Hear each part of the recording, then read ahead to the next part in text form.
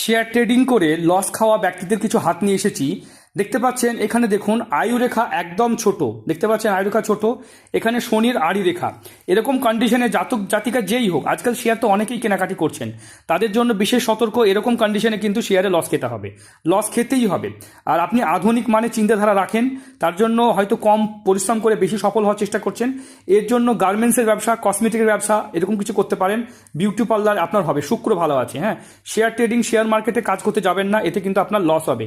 কি হবে, যে সম্পত্তি বাপদাদা গড়ে গেছে, স্বামীর সম্পত্তি সবই বেঁচে কিছু খেয়ে নেবেন, ঠিক আছে, এতে কিন্তু লস হবে। তাই আমি সাবধান করছি, একদম স্পষ্ট কথা বলছি, সাবধান থাকবেন, সতর্ক থাকবেন, তাহলে ভালো থাকবেন। শেয়ার ট্রেডিং করা যাবে না, লং টাইমে শেয়ারে ইনভেস্ট করতে পারেন, সেখানে খুব একটা প্রবলেম হয় না। কিন্তু অনেকেই ট্রেডিং করতে পছন্দ করেন, তাদের জন্য বিশেষ সতর্ক। আপনার যেমন দেখতে পাচ্ছি গার্মেন্টসের ব্যবসা করতে পারেন, বিউটি পার্লার করতে পারেন, এগুলো আপনার ভালো হবে। আর ভিডিওটা দেখছেন তার জন্য অসংখ্য ধন্যবাদ।